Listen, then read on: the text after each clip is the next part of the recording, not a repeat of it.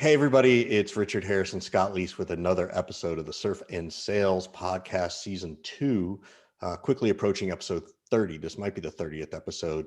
As always, a quick shout out to our sponsors of Salesforce, Revenue Cloud, Lead 411, and Gong.io. As you are growing your 2021 revenue and even, yes, planning into 2022, these are the things you should be looking at and helping you from a data quality perspective to execution to management of your pipeline and funnel and all those things. Without further ado, I'm super excited to not invite, but to welcome Lauren Bailey, who I've gotten to know many, many times over the years at different events. And we've had several one-on-one conversations. We've even competed on some deals and, talk about how we win and lose against each other. So she's a good friend, way more than any other competitor. So Lauren is from Factor 8, and she'll explain that in a second. And she's also, I believe, the founder of Girls Club, which I absolutely want to make sure she speaks to. So Lauren, welcome to the show. Richard, for as long as we've known each other, I've never realized what an incredible voice you have for radio. Really? It's so rich. Lauren is on fire today, everybody. She is on fire. We've been cracking each other up a little bit before we started recording. Scott, said, look, as long as we keep the expectations low, and look, I look like a homeless person. And Lauren's, snip right before we started was, well, anybody with a beard that thick should look like a homeless person. So Lauren is on fire this morning. So we might just have to, Scott, maybe we go on vacation and give Lauren the mic for a week. So.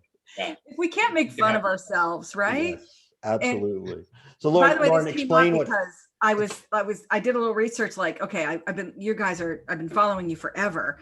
The podcast is only in season 2, so my lab is breaking into my office right now. This is That's all right. I thought it was my dog. So. It's mine, and he's gonna bust his way in here. Anyway, I was like, "Ooh, this is a audio only." I don't have any client-facing stuff today. Oh. This is work jammies, no hair and makeup day, and I celebrate that.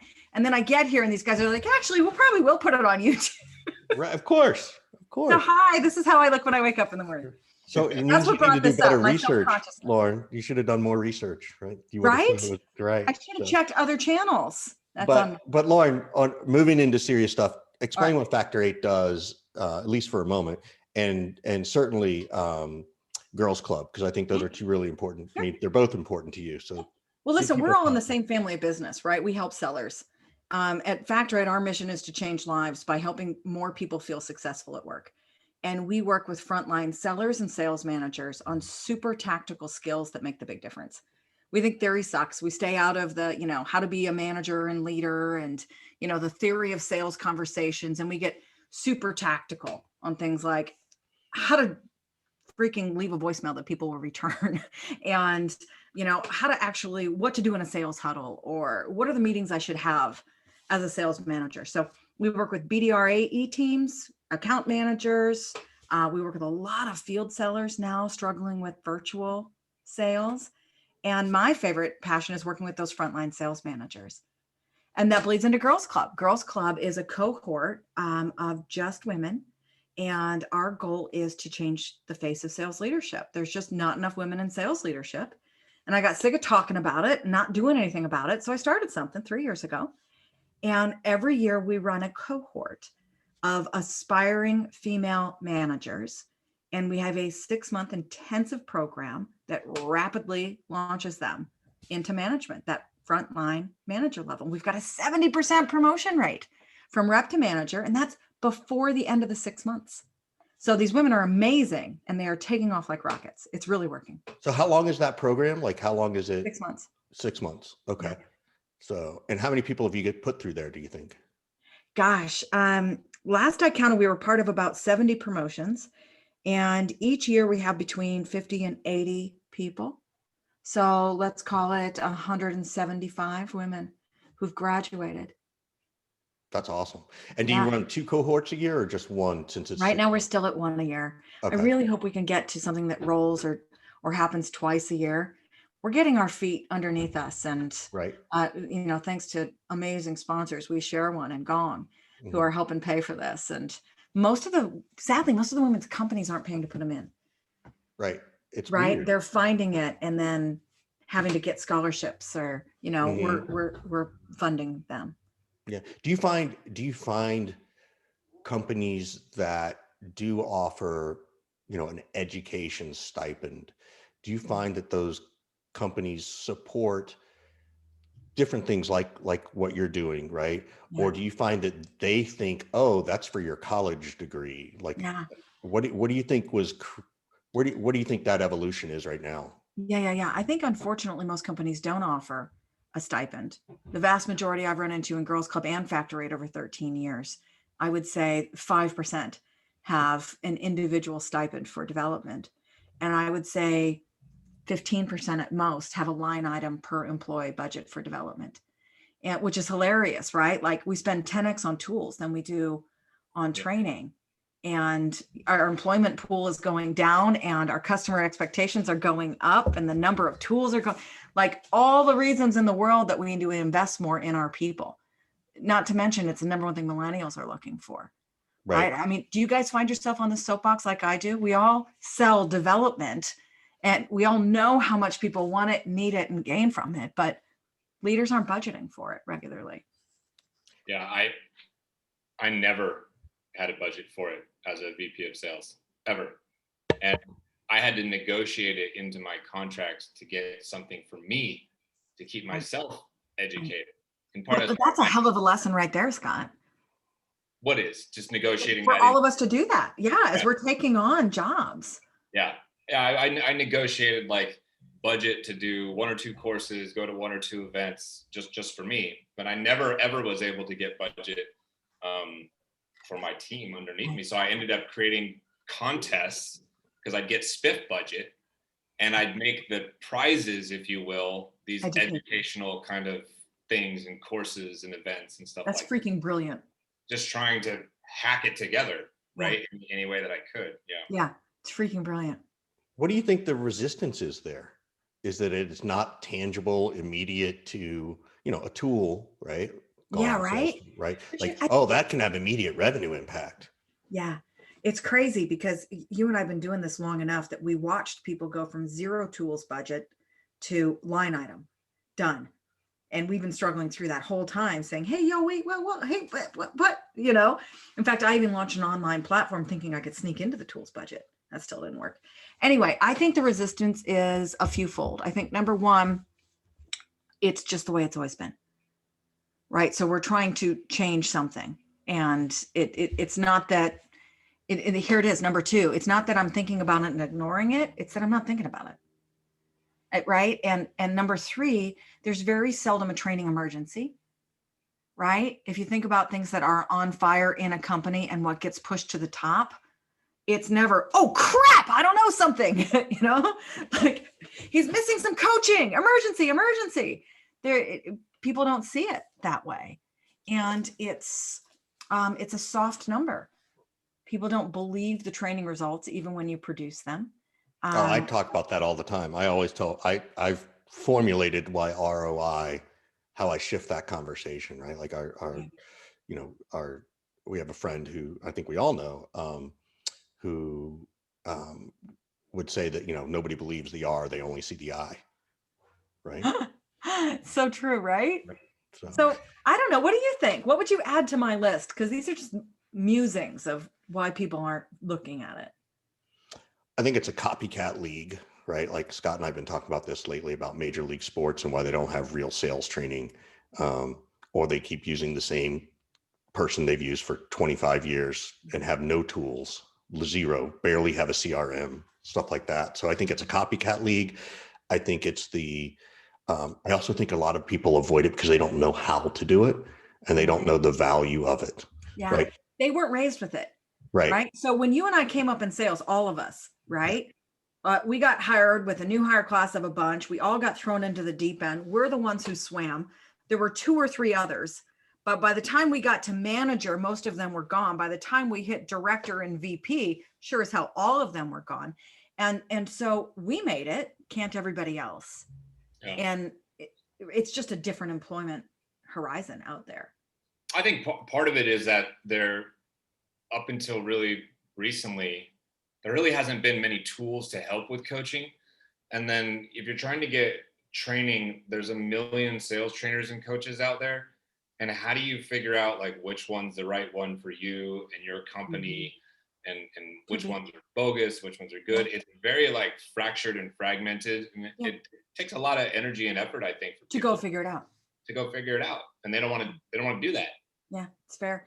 And it's never seen as a silver bullet either, right? Whereas a tool, I think a lot of sales leaders buy tools for when they were a rep. Man, if I had this kind of outreach or intelligence when I was at that level, I'd be a freaking rock star. Nothing could stop me. But it's not always the right fit for the average player. I want to go back to something you said about Girls Club when you said 70% of the cohort has been promoted. Yeah. 70% of the rep cohort. Let me put it that way. Rep cohort. Okay. Yeah. So I want to go behind the curtain and talk about how these promotional decisions are really getting made at an executive level.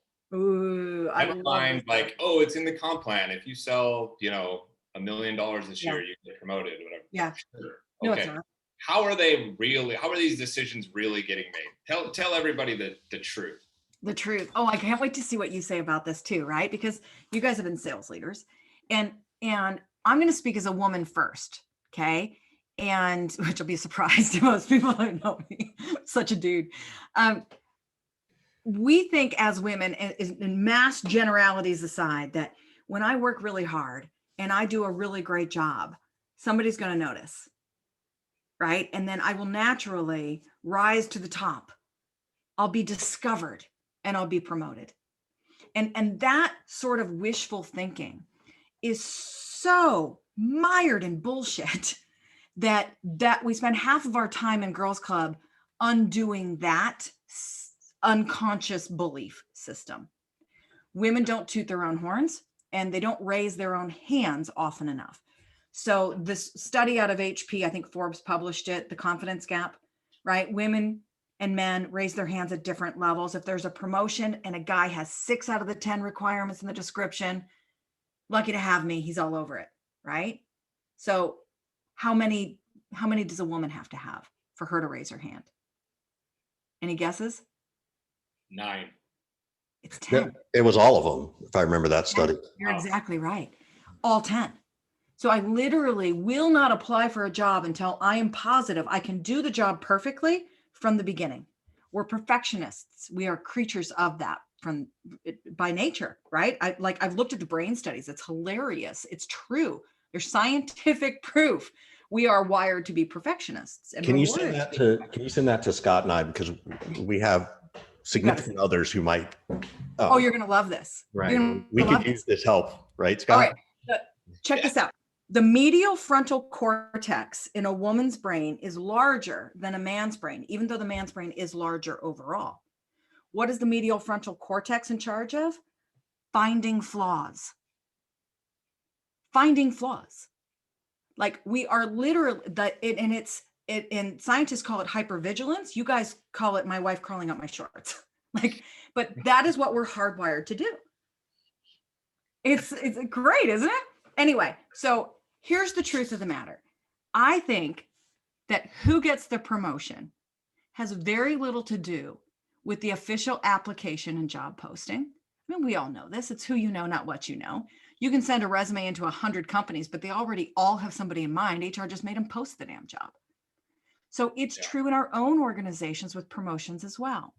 So women, first of all, you're not going to get noticed just for doing a great job. You have to actually freaking apply.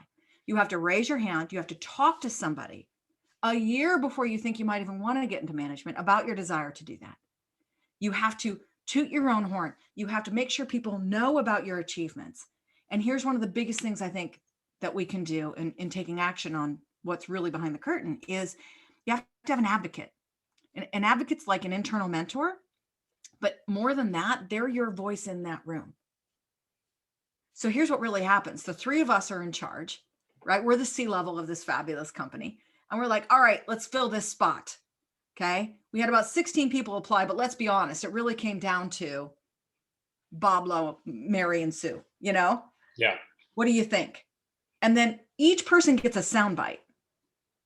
Scott, you've known Bob for 20 years. You're going to give us 3 sentences about Bob. And Richard, you're going to give 3 sentences about Sue. And if nobody knows Mary in that room and she doesn't have a voice in the room, she's out. Yeah, she's done. She's done. It doesn't matter what's on her resume. It's her soundbite that makes the difference in the final conversation around the executive boardroom table. And that's why you have to have internal advocates. And women don't do that. I keep my head down and I work. I don't go find people who are going to support me and speak for me in the room. What do you guys think? Well, I think the internal advocate piece is really interesting because I've been in those rooms before. And there's a difference between a C-level person sort of saying, hey, I put my name on Lauren, you know, she's my pick. Yep. There's a difference between doing that and then going back and arguing and lobbying a second, a third, and a fourth time when somebody else on the other side of the room is positioning really strong to advocate for Richard. Yep. So the advocacy has to go beyond like one surface layer. I have to be willing to fight for you. Which means I have to know enough about you that I can respond to it. It's not just what I picked up from the resume and the interview. It's what I've seen Scott do over the last few years, because actually I've been mentoring him. He's been shadowing me. We've been meeting once a month or once a quarter. I've given him a few assignments and I've seen him perform. Now I have a basis for that lobbying, because you're right. It doesn't usually stop at round 1, right? I vote Scott. Well, wait a minute.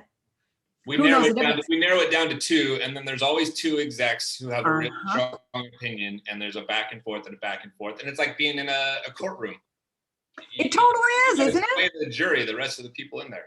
It totally is. And who's going to win that more often, right? A man who's been out networking and tooting his own horn and trying for job assignments, or a woman who's had her head down producing excellent work?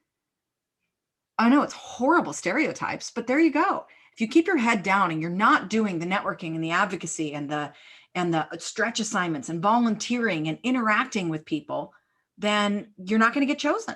So what do you say to those people who are like, I don't do politics. I don't do internal politics. I don't do external politics. I'm not going to play games. What do you say to that person? And I think you're going to have a really fantastic, dedicated career at a very low level. There you have it. That's the truth right there, Richard. It's interesting, and I know we won't go into this here, but you know, there was a time when Scott hired me, and I was coming down from a VP to be a line manager. That is me. That's all right. And it was 2008, 2009, so it was during the recession, and I needed to get a job. And I remember there was a opportunity for a director level, and Scott became, you know, put me into that role. Now, Scott, we've never had this conversation of, well, did you put, you know, Tony up there? Did you put Colby in that group? Or ladies and gentlemen, tune in. The truth comes out. But I also know, but this is okay. And but it's interesting in what you said. My team was never the strongest performing team, but I was the guy who was sort of always a little bit more operationally focused and was like, hey, Scott, this, hey, Scott, that. We actually became friends through this process. So, you know, it's interesting thought. I don't know, Scott, like, and I've also seen Scott where he will advocate for people, you know, and he finds those people. So my question for you, Scott, is what is it you're looking for so that you will go advocate for someone, right? And will you take someone under your wing and teach them how to advocate for themselves because you see something in them that they don't see? Well, yes, 100% to the latter part of that question. Yeah, for sure. And what are those things? What are those things that because I know you think very differently in the hiring mindset. Yeah. What makes you advocate for somebody? And by the way, if you can sneak in there, what was Richard's soundbite? We all want to know. I don't remember Richard's soundbite necessarily. I just remember 100% going to battle in the room and being like, no, he's the person that should be in that particular role. And, you know, we haven't ever talked about it, but I promise you, Richard wouldn't have got that role if I wasn't in the room lobbying for it over and over and over. But you know, when I hire people, like, I don't care what's on somebody's resume. I really don't. I barely even pay attention to it. In fact, when people hand me the resume, I usually just flip it over and so I can't even look at it. And they give me a weird look. And I say, well, I really don't care who you've been. I care about who you are and who you want to be. So let's talk about that. Awesome. And so that starts the kind of whole process. And so for me, Lauren said it before, like, they have to know who you are. I have to know who this person is. Mm-hmm. And so if we've worked together for 6 months or a year or 3 years or whatever, I have to know who you are. I have to know what's going on, what motivates you, what frustrates you, what you suck at, what you're great at, what you're passionate about. I have to care. And if you don't create a relationship with me where I care about you and your career beyond just, did you hit your number or something like that, then I'm not going to advocate for you. It's really that simple. Boom. And I can't tell you how many women I've met through Girls Club who believe it's the resume that's going to get them the job. And then who also believe that if they're going to go build a relationship with you before, you know, the job offer or opportunity, that they're wasting your time. And in fact, we do surveys on their way in. How many of you have applied for management before or have asked for development before? And it's usually around 50% of every cohort. And these are the women, by the way, who advocated their asses off to get in the program. So we're already talking about the top 10%. And of that percentage, I've made up that number, right? 13.7% of all statistics are made up on the spot. So this creme de la creme, 50% of them have never applied before. And we ask why. And the number one reason is, I don't want to waste somebody's time. Yeah. And I feel like there's more I have to perfect before I apply. So they're citing perfectionism and a lack of confidence. Yeah. Right? That me building a relationship with you would be wasting your time. And that's what we try to battle. I get that from the start all the time. People are like, well, you know, I didn't want to bother you. I know you're busy, this kind of thing. Yeah. My coaching has always been, stop worrying about me and my feelings and my time. And worry about you and your career and where you want to go. I'm like, let me tell you no, or let me tell you I can't do it right now. What are you worrying about? Stop putting me first. Yeah. Put you first. Yeah. And women aren't wired to do that. Listen, I'm the head of Girls Club. I own 2 companies. I'm basically a dude, right? And still, if I'm hungry, I make everybody else food in my family before I make it for myself. They're not even hungry, be clear, right? It's just, I'm wired to work this way, and it's stupid.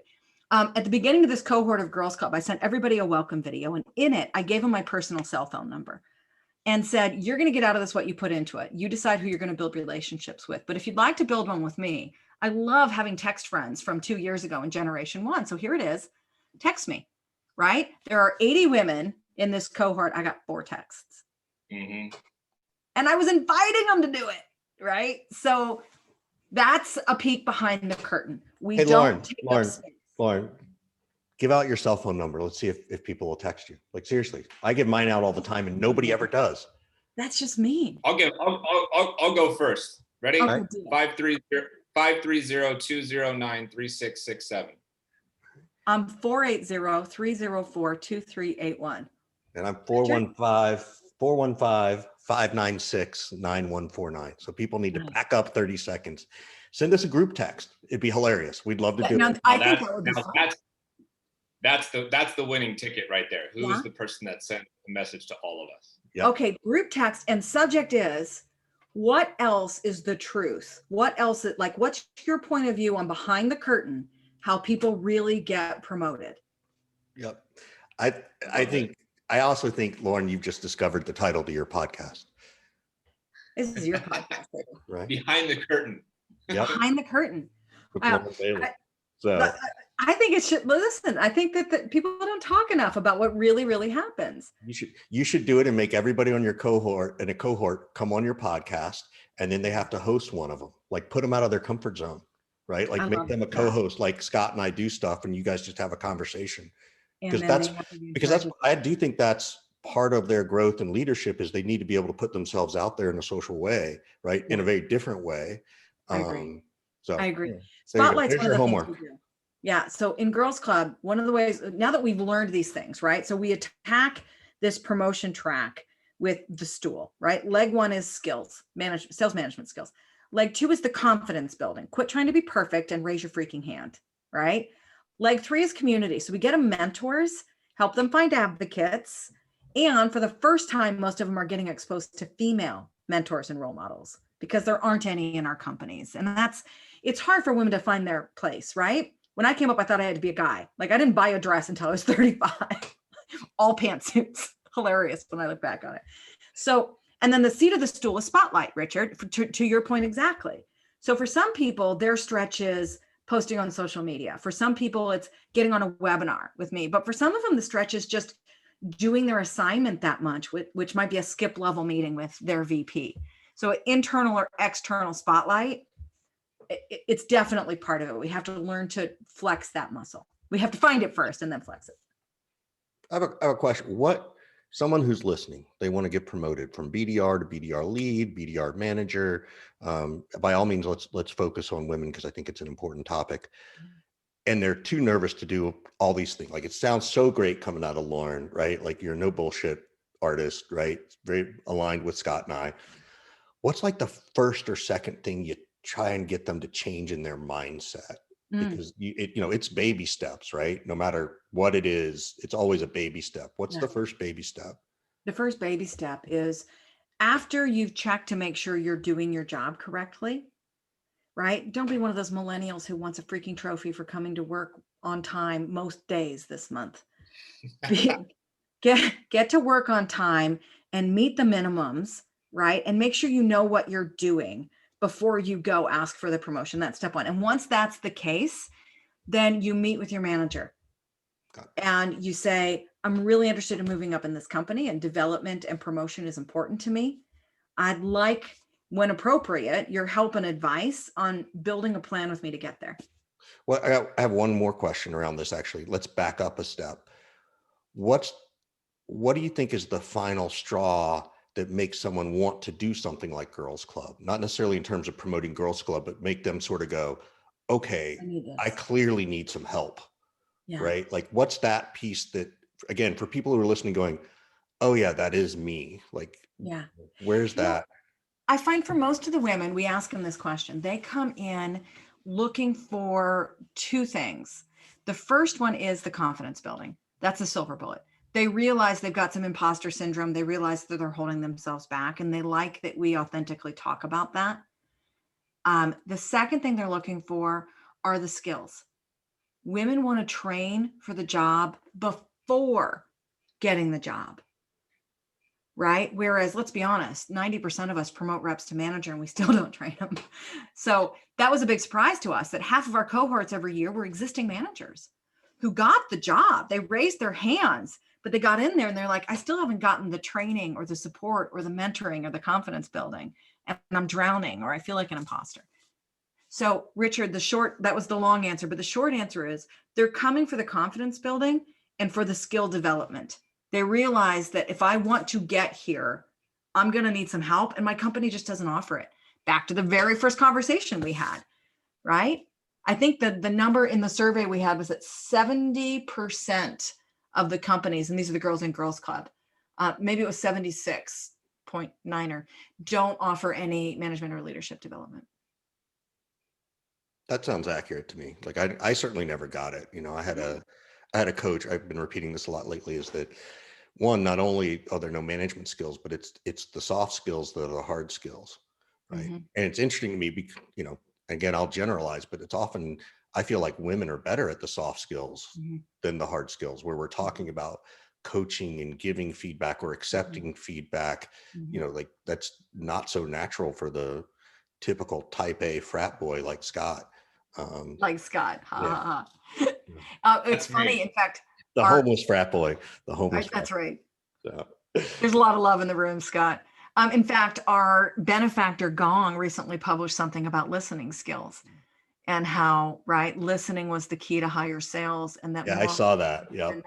So we're great at listening. Life. Like it has nothing to do with sales. It's like the better you listen, I think the more successful you are at your relationships with your family, with your kids, with your friends. Like, I think it's a strong piece for me and Scott is that I will listen to him and he will listen to me on when we need advice on things like that. So, but I think you're both excellent listeners. I mean, if we go back and replay this, I've probably interrupted you both 7 times. And there's also a study by Gong that says that's also very successful. Interrupting. Right. So, you got to figure that balance. So but There I'm is going a to just take balance. that snippet and put it on repeat for my wife. Right. I think that's good. I want to ask a question about management training, but and maybe you do this, and this will be me returning the favor for not doing enough research. So we'll call it even. Why are people very keen to focus on frontline sales management training, but what there is literally none of, other than an executive life coach, is VP level training? Where is the VP of sales development training and course and all this kind of thing? Yeah. Where is it, Lauren? It doesn't exist. No, it doesn't. That's what I thought, but I want to know why. Why? I want to know why. I think I can tell, like, to answer that question, in my opinion, I'm going to go back to when I was a training director. When I started training departments, right? Your budget goes towards the masses. Your number one issue is I'm bringing new people in droves that I spend a lot of money to bring into the company. So new hire training gets done first. Then you get on to the ongoing development of your massive employee level, right? It's a pyramid, and I've got most people down here. And if I've been at it for a few years and I'm really good and I got a great department, then I get to the managers, which we've already talked about. 70% of the companies don't. There's one dude up here. It's not, there's no ROI in the investment when you look at it from the masses. If you really look at it, of course, there's ROI to make that dude more powerful. I'm sorry, that woman, that man or woman. Look at me. I'm sexist and I'm in charge of Girls Club. I'm a realist. It's always a dude. But listen, especially in startups, in startup land, if you get that first head of sales, VP of sales hire wrong, you are proverbially fucked. Yeah. Like it could sink the entire company. Like you could be done. 100%. Well, listen, you guys, we all own our own business too. Where's the CEO training? Well, that's a good point in and of It's itself. example. They don't need it. They got it at Stanford. When they got their MBA. Right. I did. Let's be clear. I went to the University of Northern fucking Iowa. That's a joke. But they also, keep in mind, they also read, predictable revenue and never split the difference over the weekend. So they're also experts. In the first 90 days. So right. obviously. They're just like, they're ready by Monday. But I think there's a massive opportunity for all of us and whoever else out there might be listening to develop training and develop a cohort of VPs of sales, because finding a VP of sales that knows what the hell they're doing is not easy whatsoever. Yeah. People come to me all the time saying, do you know a VP of sales? Do you know somebody here? Oh my God. Yeah. Help me hire somebody. They're basically asking me for like, do you have people who worked underneath you who you would vouch for to be a VP of sales? Because they're looking at that as like their apprenticeship, right? Or their coursework. Well, right. This person worked next to Scott for 3 or 4 years, so they've probably seen it. I'll give them a shot. Yeah. So I really think that there's a huge opportunity there, and I think if it doesn't show up, here's the next question that I have for you. I think this can happen, and I'm starting to see it more and more at a younger and younger age. Do you think the VP of sales role is an endangered species? Well, I think right now its current lifespan is 2 to 2.5 years in any organization, and I think that's not unrelated. That's generous. That's wow. Generous. Right? But there's more and more people who are like, you know what? Fuck that role. I'm not signing up for an 18-month life expectancy where I get all the blame and no credit. And you can see people now who have been a VP of sales one time, who've been kind of successful one time, and they're like, I'm out, pulling the ripcord. I'm a consultant. Yeah. No, I don't think it's endangered. I think we need it. I think we absolutely need it. Somebody's got to drive it. Somebody's got to set the strategy. Somebody's got to translate it. Then where are all the future VPs of sales going to come from, since none of us are training them? The way they always have. Right? We're going to get them as a director. Actually, we're going to go get them from another company 2 to 3 times. Then we're going to promote somebody internally. I think the more important question is, how are we going to start this business together? Because I love it. VP of sales cohort training. And let me tell you right now, 50% of the value is just connecting them with each other. When we do that sort of thing with our friends at Factor 8, everybody loves it. Yeah. Like, just help me see up and outside my own organization and, get some input from peers. Yeah. That's one of the benefits that people get actually when they go to surf and sales is they end up spending a week with people who've either been a VP of sales more than one time, or people who are currently in that role. Peers who want to get to that kind of role, right? And that kind of creates a cohort of people. Yeah. So listen, I'm thinking about the female side of surf and sales, because I'm not going to put a wetsuit on in front of you guys. You don't need a wetsuit. You don't need to. What about spa and sales? I think that the licensing fee revenue that we could get from that off of you could be really good. Could be massive. I've already bought the website for it. So. Do you know how many different variations of surf and sales we've been pitched now? Spa and sales, golf and sales, hunting and sales. You go on and on and on and on. I bet it's true. So here's you guys have such a cool idea, and surfing's your passion. Why am I trying to change it? I guess I'm trying to get more women to your event. Well, so you'd be surprised how many come, Lauren. Yeah. Yeah, well, I know Katie raves about it, right? So Katie's a graduate of my program and your program. Yeah, our first session, we sold it out in 4 days, and we've since opened up a second one. There's 9 male guests and 6 female guests. Yeah, that's great. It's not 50-50 and not 60-40 in favor of women, but that's pretty darn good balance. That's better than the current ratios in sales. So I think we're 25% sold out of our second week, and right now the split is 50-50 female to male. Way to go, guys. Sorry, I'm trying to sell something that's not a problem. No, well, so here's the other thought, and we've talked to women. I'd love your opinion on this. Is we've thought about doing a women's only surf and sales, and we're conscious of sort of, okay, 3 dudes doing this, right? There's an optics to that. Yeah. But the feedback we got was that, now that we've been doing this a while, people would trust us to do it. And, we even came up with the idea of, as we do some of the training sessions, there would be sessions where Scott, Jeff, and I just wouldn't go. Like, it's where you guys can create a safe space to have a conversation around something that you don't need guys there for, right? Well, let me tell you something I've loved learning in Girls Club is that we're really open to having guys there. I don't think we've had any training sessions where we don't have men with us, because we have male mentors and advocates, and they're invited to everything.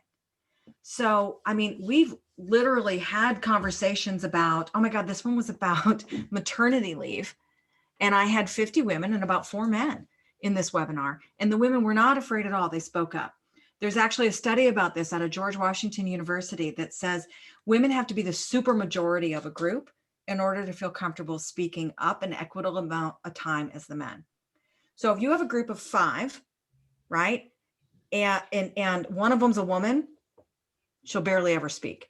The same thing happens at 2, 3, right? If women are 4 or 5 out of 5, then they'll speak their equal share, which is 20%, right? In this group of, or 25% in a group of 4, 20% in a group of 5. So if you do a surf and sales and you have some, like, put a woman in charge of the topic as the facilitator, but don't feel like you have to leave the room.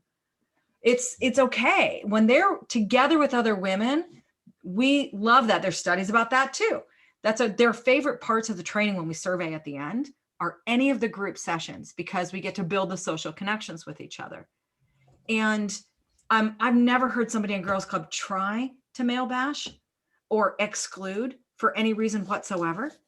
We just need to have enough women around to help us feel comfortable that we're not the minority. Does that make sense?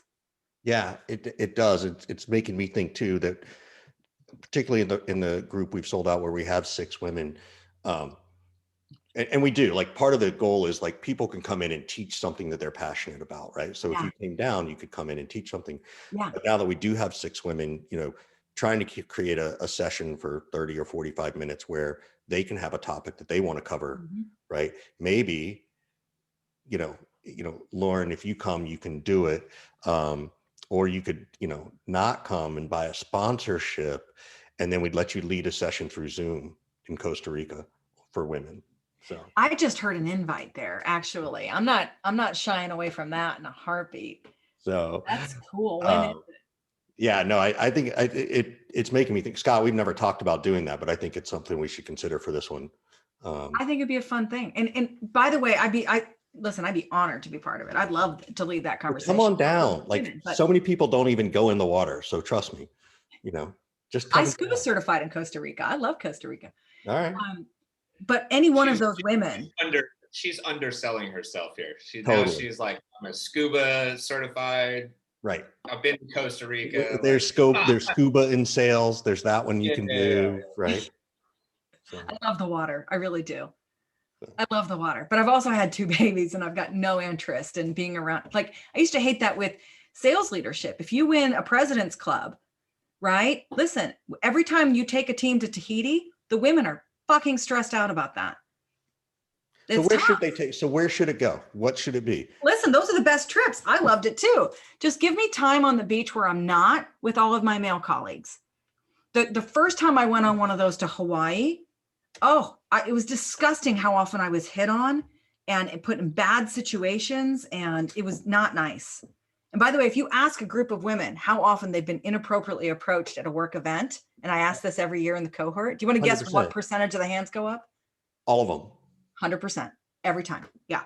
So then the next time I was so careful about not wanting to do that I avoided the group drinking. I avoided the beach scenes, and I wore dudes' board shorts over my swimsuit and fucked up my tan lines. This is important stuff. So what is your advice? Because we've had this conversation. Have you? Yeah. With people who come, and as the trust levels there, they get it. As the stories come back that we give the speech when we get there of like, don't be an asshole. Nobody here be an asshole. Don't be the person who gets drunk and throws up. Don't be the person who makes gets drunk and paws, right? Scott Reese and fondles his beard. Yeah. So we've been super fortunate. I don't think we've had an incident. You don't think we've had? There's been no incidents. There's no incidents. Well, there's also it's selects. Yes. That's true. But you've got a different audience, don't you? You're not taking a group of 50, 20 somethings that are starting up in sales to Hawaii and give unlimited booze. You take 15 people, that's a mix of CEOs, VPs, individual contributors. So talk about that, because hopefully later this year, 2022, President's Clubs kick off. We do have Surf and Sales in November. What's the advice you do give a woman who has those concerns going into this, right? Where it's, it's not, I hate to say it this way, but it's not us where we're sort of a known entity. Look, and if something went bad, everybody would know, like it would get back publicly, like who we are. But what advice do you give to women around that concern that they do have? It's a tough one, and it's loaded, and I am not certified to offer this advice, be clear. I'm not an HR department. I'm not a legal consultant. I'm just a woman who's had to wear a swimsuit to a work event. So, but I think you have perspective. I mean, Yeah. Well, okay, here we go. Let's see what comes top of mind. The first one is carve out your own alone space, whether it's with the friend you brought with you or by yourself, so that you will actually enjoy that vacation. And if that means sunning yourself on the other side of the island, or, taking an afternoon so that you really feel like you're enjoying this and not nervous or on display or any of those things, my number one goal is that you feel like this was a reward for yourself. And if that's being by yourself in your swimsuit, great, right? The second piece of advice I have is just have a plan going into any and all of the events. So if we know that it's a luau, right? So have a plan going into this luau, and that's going to include what you're going to wear in a way that is appropriate and fun, right? So maybe it's not a bikini and a lei, right? Maybe you're fine in shorts and a lei or something else. Like, don't feel like you have to match some sort of a dress code that you look up. Dress for what makes you feel comfortable and confident. And for me, that second trip, it was board shorts. Like, I didn't even have to worry about who was counting the dimples on my ass when I was, swimming with the sharks in Tahiti. So I just wore the board shorts, and it made me comfortable. The problem was I didn't enjoy the vacation as much as if I'd just taken my own time, hence number one tip. And then have an exit strategy. Most of us have talked about the fact that, ladies, you can't be the last one at the happy hour. Now, I'm sorry that that's true. But ladies, if you're the last one at the happy hour, somebody's going to spread a rumor about you somewhere. That still happens. And so what's your exit strategy as you leave an event? And, when is that? And what do you want to do afterwards that's fun for you? Especially if you have somebody with you, right? You and your husband are going to go to the dinner and you're going to stay for a couple hours of drinks. And then the two of you are going to walk on the beach or go down the street to the bar until 3 a.m. or something that still makes you happy, but keeps you out of the situation. That's the goal. And keeping yourself out of the situation is that you're not surrounded by a ratio of 5-to-1 men to women after 1 a.m. Oh my God, the texts I'm going to get about this advice. It's not fair. I'm sitting here going, oh my God, I feel like I asked a loaded question. It is a loaded question. And it's like, I don't think a guy thinks about any one of those things. And none of us should have to. Right. But here's the truth. I disagree with that. I definitely think about those things. Do you? I go to the work event, 2 drinks and go. Yeah. Well, that's because you've been in leadership for a while and you understand that the team wants to have fun. Nothing good. Nothing good happens after the second drink or midnight, right? Yeah. Oh, way before that. 10 p.m. for me. Well, that's because I'm old. It's like 8 p.m. for me now. Yeah. But here's the thing. We shouldn't have to think about it. But here, let me just explain the context. And I feel like I'm backpedaling a little bit. And this is for all the people who are angry that I'm giving this advice. They can text us. Yeah, don't fucking text me. When I made it to director in the company where I came up, right? The next month, I was told about 3 men I was sleeping with. Oh. All news to me, right? Some of them I thought I did pretty well. I could have enjoyed that more, right? It's bullshit, but it happens. And I think it happens less and less.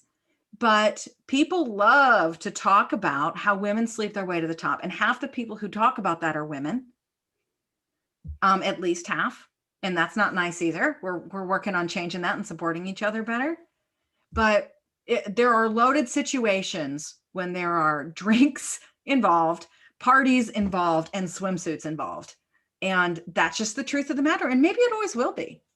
Hope not. But I think that's also one of the advantages of surf and sales. It's a small group of 15 people, right? What a wonderful opportunity to feel comfortable, right? And to feel kinship, and be with colleagues and enjoy yourself in a safe place. Richard, the first time we talked about it, I was like, oh, this is not what I thought it was. That's cool.